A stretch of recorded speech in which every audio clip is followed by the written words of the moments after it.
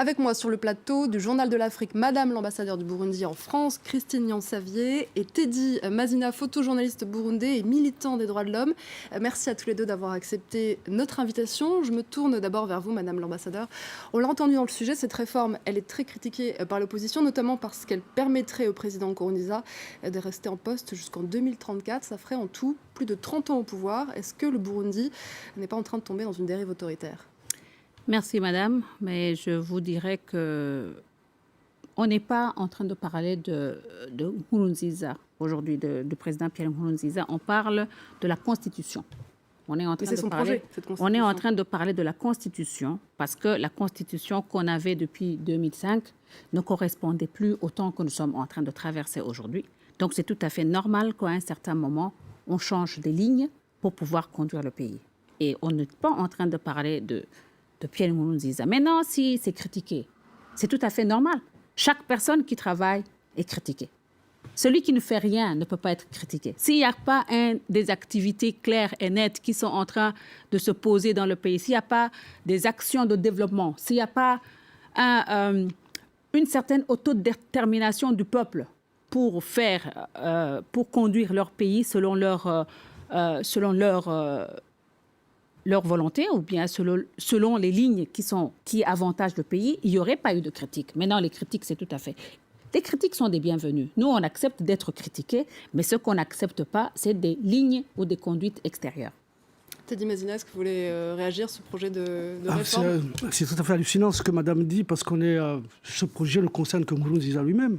Depuis 2015, il a changé le pays en une grande prison à ciel ouvert. On a 6 000 prisonniers, on a 400 000 réfugiés, plus de 400 000. On a des milliers de disparus.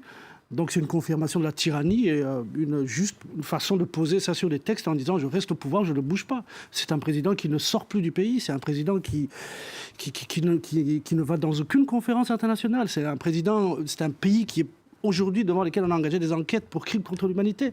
Et là, c'est une consécration avec sa milice qui... Tous les jours, on a des messages sur les violences qu'elle impose, sur les pressions qu'il y a. Il y a eu des morts, il y a des gens qui ont refusé d'aller voter, qui ont été tués, il y a des noms. Et alors, dans ces conditions, quelle valeur est-ce que vous accorderez au résultat de ce référendum ? Écoutez, c'est totalement biaisé parce qu'on est dans un pays fermé, où les médias ont été fermés, la Voix de l'Amérique a été fermée, la BBC a été fermée, pour que les gens ne puissent pas se rendre compte ou dire vraiment ce qu'ils pensent.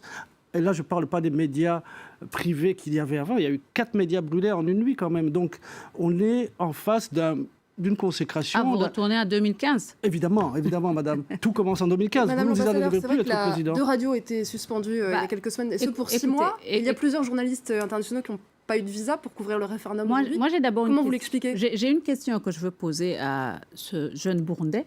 Il vit en France depuis un temps. Non. Il y a une ambassade. Ah, vous ne vivez pas en France ? Non, je vis en Afrique. Ah, vous vivez en Afrique ? Absolument. Et pourquoi vous n'avez pas été voté ? Parce que je ne suis pas concerné. Pourquoi vous n'avez pas été exprimé votre voix ? Je ne suis pas concerné par un référendum qui est mis en place par un dictateur. Il n'y a pas de dictateur. Et sa milice. Je ne suis pas concerné par ça. Vous avez des mots que vous voulez toujours sortir. Vous parlez depuis 2015 de dictature, d'assassinat, mais vous oubliez tout ce qui s'est passé. Ce n'est pas seulement ça. Vous savez que chaque fois quand vous écrivez, il y a la population burundaise qui meurt. Chaque fois quand vous envoyez des informations, je ne sais pas d'où est-ce que vous les sortez. Les gens commencent à s'entretuer. Ce n'est pas normal. Madame, il faut laisser les Burundais qui sont au Burundi construire leur pays. Il faut laisser les Burundais qui sont au Burundi construire le pays. À ma question sur la presse au Burundi, pourquoi est-ce que tant de journalistes n'ont pas eu accès, n'ont pas eu de visa pour venir couvrir cet événement ? Je vais vous dire pourquoi la presse, on la prend avec des pincettes. Parce que chez nous avons une population, nous avons une tradition orale qui a beaucoup plus de place. Et les gens se parlent de bouche à oreille. Les informations circulent par la bouche à oreille. Et qu'est-ce que vous craignez de la presse ? Parce que ce qu'on a vu au Rwanda, lorsqu'il y a eu le génocide, on sait que tout est passé par la presse. Et nous savons que lorsque les presses qui sont instrumentalisées, qu'on utilise pour dénigrer un chef de l'État, dénigrer un gouvernement, dénigrer un peuple, on ne va pas accepter chaque fois que ces gens viennent raconter des choses sur le Burundi. Moi, je connais le Burundi plus que vous. Je connais le Burundi plus que la plupart des journalistes. Je connais bien le peuple burundais. Et moi, j'aime le peuple burundais. Vous pensez qu'il y a un président qui est heureux de voir son peuple se tuer ou s'entretuer? Il faut que les gens sachent qu'aujourd'hui, le Burundi, le gouvernement burundais a pris la décision et la détermination de conduire la gouvernance selon informer les intérêts du Burundi. Ça passe bien. Mais par on là. informe. C'est le meilleur moyen. Mais pas la presse qui divise. Pas la presse qui divise. On est dans la démonstration Pas la presse qui divise, pas la presse qui insulte, pas la presse qui dénigre. Ça, c'est clair. On est dans la personnification dans la parole du pouvoir. C'est exactement ça. Ne pas accepter la tolérance, ne pas pouvoir écouter les autres, fermer les yeux devant le nombre de réfugiés qu'il y a, devant le nombre de morts, fermer les yeux, vouloir tout cacher, balayer sous le tapis en maintenant quelqu'un. On n'a rien à cacher. Aujourd'hui incapable. On n'a rien à cacher. Ça fait combien de temps que vous avez été au Burundi? Moi, ça fait 1 an et demi que j'ai quitté. Mais alors, quand vous étiez au Burundi, quelqu'un vous a touché? Je vous promets que j'étais recherché et que même maintenant... Recherché à cause des insultes. Vous avez recherché avec votre action de détruire violences ont commencé en 2015 ou de violer. Et vous l'ouvrez un troisième mandat. Vous avez dû 15 mois, passer dans la j'étais sur clandestinité. place, j'ai assisté à des choses innommables. J'ai eu à parler avec des femmes violées. J'ai eu à parler avec des gens torturés. Ça sont Aujourd'hui des encore, langages. il y en a. Il y a un langage qui est sur le terrain aujourd'hui.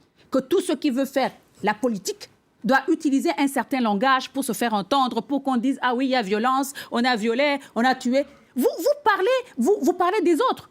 Vous avez ces femmes qui ont été... les droits les de femmes, nos concitoyens, quels madame. droits? Les La droits de nos population concitoyens, burundaise est madame. au Burundi. Les femmes Nous violées, avons plus les de disparus, 11 millions de les Burundais. crimes que vous Madame commettez au l'ambassadeur, vous quotidien. avez aussi 1,5 million de personnes qui ont quitté le pays pour se réfugier à l'étranger depuis les violences de 2015. Vous savez comment les gens partent au Rwanda? Pourquoi Je vais vous dire. Comment expliquez-vous qu'elles ne rentrent pas au pays? Les routes Bujumbura-Kigali sont ouvertes. Les personnes, entre guillemets, réfugiées, ils font des va-et-vient entre le Burundi et le Rwanda. Pourquoi est-ce que vous dites entre guillemets? Pourquoi elles se sont... Les soi-disant réfugiés. Ils s'appellent réfugiés au Rwanda et au Burundi sont des Burundais. Ils circulent au Burundi comme ils veulent. Et le soir, ils vont au Rwanda. Et le matin, ils sont à Il y a quand même 1,5 Bujumbura. million de personnes qui ont quitté le pays. Vous savez, depuis 2015. 1,5 million, C'est énorme. je ne néglige pas qu'un demi-million, c'est beaucoup de personnes. Mais le Burundi compte 11 millions de population. Mais c'est Donc, pas pour autant qu'on doit les négliger. non, c'est ce que vous dites. c'est parce que sur les 5, c'est le demi-million dont vous parlez, ce sont des chiffres qui ne sont même pas prouvés. Et je peux vous prouver, moi, que parmi les gens qui sont inscrits sur les soi-disant demi-millions à l'extérieur, plus de la moitié de ces gens font des va-et-vient sur Bujumbura. Donc, on n'est pas d'accord quand on dit que les gens sont des exilés ou réfugiés politiques. Donc pour vous, ce ne sont pas de vrais réfugiés. Ceux qui sont des réfugiés, c'est ceux qui sont dehors, qui savent ce qu'ils ont fait et qui sont poursuivis par la justice burundaise. Il y a des personnes qui sont poursuivies par la justice burundaise parce qu'ils ont commis des délits. Ils ont brûlé, ils ont créé le désordre. Les 500 000 réfugiés depuis 2015 sont des gens poursuivis par vous. Il n'y a pas 500 000 réfugiés Ce sont les à chiffres du l'extérieur. HCR, madame. Ce Le sont pas mes HCR, chiffres. c'est une association bien organisée. fait quoi Vous savez, moi, j'ai travaillé s'occupe de quoi? moi, j'ai travaillé pour les Nations Unies. Je sais Oui. très, très bien comment ça fonctionne. Qu'est-ce que vous voulez le dire par là HCR, s'il n'y a pas de réfugiés, Qu'est-ce que vous voulez dire par là? s'il n'y a pas de HCR, s'il n'y a pas de réfugiés, le HCR va fermer. Donc vous dites qu'il n'y a pas de réfugiés ou alors que le HCR ment? On va faire Il y une a des petite personnes pause, qui s'il sont vous plaît. parties. Il y a On va des faire une personnes qui petite sont pause. Je voudrais dehors, revenir un instant, mais qui s'il ont vous plaît. choisi d'être dehors. Madame l'ambassadeur, on va faire une légère pause dans ce débat. Je voudrais revenir sur le président actuel, Pierre Nkurunziza. Il dit qu'il veut incarner un guide suprême éternel après avoir combattu dans les rangs des forces de défense de la démocratie pendant la guerre civile. Il est arrivé au pouvoir en 2005 à l'issue du conflit. Je vous propose de regarder son portrait signé Nicolas Germain. Pierre Nkurunziza a 54 ans et il espère rester encore de nombreuses années président du Burundi. Il contrôle le pays depuis 13 ans et compte plus de soutien dans les milieux ruraux que dans la capitale Bujumbura. Si le oui l'emporte lors de ce référendum, il pourrait se représenter 2 fois pour des mandats de 7 ans et rester au pouvoir jusqu'en 2034, ce qui ferait 3 décennies à la tête de l'État burundais. Le jour venu, aujourd'hui, le 17 mai 2018, nous sommes très contents que toute la population burundaise s'est levée très tôt le matin pour venir donc voter pour lui ou non, et donc pour ce qui est de cette constitution amendée. Les détracteurs de cet ancien professeur de sport, qui a passé 10 ans dans un groupe rebelle, affirment que le parti au pouvoir a intimidé les électeurs pour voter oui. Selon eux, il y a eu une dérive autoritaire du président, surtout depuis 2015. Cette année-là, cet évangéliste, qui dit avoir été choisi par la volonté divine, annonce qu'il se présente pour un 3e mandat. Sa candidature provoque une vague de violence. 3 ans plus tard, plus de 1000 Burundais ont été tués et plus de 400 000 d'entre eux ont fui le pays. Le camp de Nkurunziza estime qu'il pouvait se représenter, car lors de son premier mandat, il avait été élu par le Parlement et non par le peuple. L'accord d'Arusha, qui a ouvert la voie à la fin de la sanglante guerre civile, stipulait lui que personne ne pouvait diriger le Burundi plus de 10 ans. Beaucoup de gens contestent cette façon draconienne de changer la Constitution. Et déjà, actuellement au Burundi, il y a une guerre civile larvée. Avec ce référendum, Pierre Nkurunziza marche dans les pas de plusieurs présidents de la région qui essayent de prolonger leur temps au pouvoir, ce qui inquiète nombre d'observateurs. Au Rwanda, une réforme semblable permet à Paul Kagame, homme fort du pays depuis 24 ans, de se représenter plusieurs fois et de rester lui aussi président jusqu'en 2034. Et en Ouganda, Yoweri Museveni, aux commandes depuis 1986, a repoussé la limite d'âge pour devenir président. Teddy Mazina, je me tourne vers vous. Vous vous décrivez comme un activiste de la mémoire de votre pays. Alors la crise politique dure au Burundi. Est-ce que, d'après vous, le pays n'a pas appris de ses erreurs ? Oui, le pays a appris, les gens avaient compris, on avait atteint quand même un niveau de liberté de la presse, de liberté d'opinion, de débat qui était très avancé. Le recul arrive avec cette histoire de mandat et ce non-respect des accords d'Arusha. Et là, c'est les accords d'Arusha sur lesquels on tourne la page. Oui, vous expliquez pour nos téléspectateurs en quoi ce projet de réforme remet en cause les accords d'Arusha ? Pour moi, ça remet en cause les accords d'Arusha parce que ça tue la limite des mandats. On va jusqu'en 2034 avec un président qui est contesté quand même, qui est poursuivi pour crimes contre l'humanité, où on a 6000 prisonniers politiques quand même, et on est en face d'une situation, une impasse, avec un pouvoir qui est devenu totalitaire, qui est fermé. Donc les accords d'Arusha meurent, la mémoire de Mandela qui les a fait signer, elle est balayée, et puis on est dans du recul inimaginable, même en termes de développement. On est le pays le plus pauvre du monde, alors que ce monsieur est au pouvoir depuis 13 ans. Donc on est en face vraiment d'une situation où c'est une impasse qui ouvre la porte finalement à des risques de radicalisation des deux camps. Et ça, c'est un grand danger par rapport à là où on en était, où on était le pays où la liberté de la presse quand même existait et était claire et était appréciée par les autres pays. Madame l'ambassadeur, quand on dit que les accords d'Arusha sont remis en cause, qu'est-ce que vous avez envie de répondre ? Vous savez, j'ai envie de lui poser la question.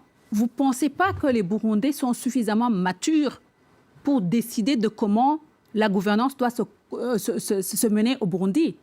Les accords d'Arusha ont eu un temps. On a, même aujourd'hui, la Constitution, le projet de Constitution que nous avons aujourd'hui en train de proposer, reprend textuellement les accords d'Arusha. Il y a des choses qui sont dans les accords. Mais les accords d'Arusha ne doivent pas être comme une pierre. Ça doit être dynamique. Ça doit évoluer. Il y a 20 ans quand ces accords ont été signés. Il y a 18 ans. 18 ans aujourd'hui. C'était quoi votre question ? Et vous pensez que ça n'a pas changé ? C'était quoi votre question ? Maintenant, vous parlez que... vous dites que le président... tout le problème commence au mois d'avril. Au mois d'avril 2015. En 2015, il y a eu des polémiques. On a essayé de déstabiliser le pays. On est passé par un groupe de personnes, certaines personnes, des putschistes. Il y a eu le putsch, il y a eu tout ce désordre. Laissez-moi terminer. Je vais demander de conclure parce que la émission touche à sa fin. Laissez-moi terminer. Je pose la question. Vous pouvez aujourd'hui dire que le président